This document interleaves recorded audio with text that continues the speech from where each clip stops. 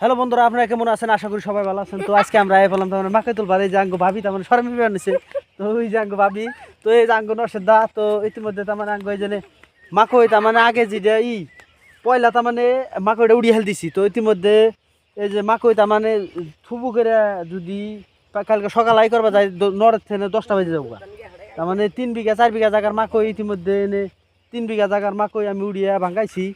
তো তার মাকইটা ধরেন থুবু করে থুলে থন যায়, কিন্তু এখনকার দিনে ঝড় বৃষ্টি নাই দেখে তো স্যাম্পলভাবে তার এই নেট দিয়ে আর এবং এই পেপার দিয়ে ঢেকে থুছি। তো তার এক ঠেকি ওই জায়গায় এক ঠেকি, তো এই যে আরেক ঠেকি আমি দেখাই বানছি।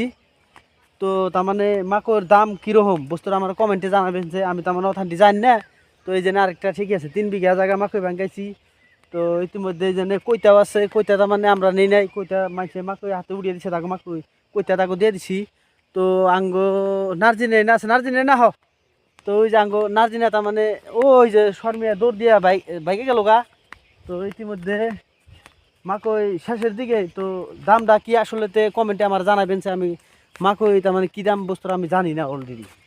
তো এনার বেশি কইবার চাই না। তো মাগরিবের টাইম, নামাজের টাইম এগুলো তো মসজিদে জানাবো। তো সবাই মসজিদে যাবেন বলে আশা রাখছি। তো আসসালামু আলাইকুম, তো ধন্যবাদ।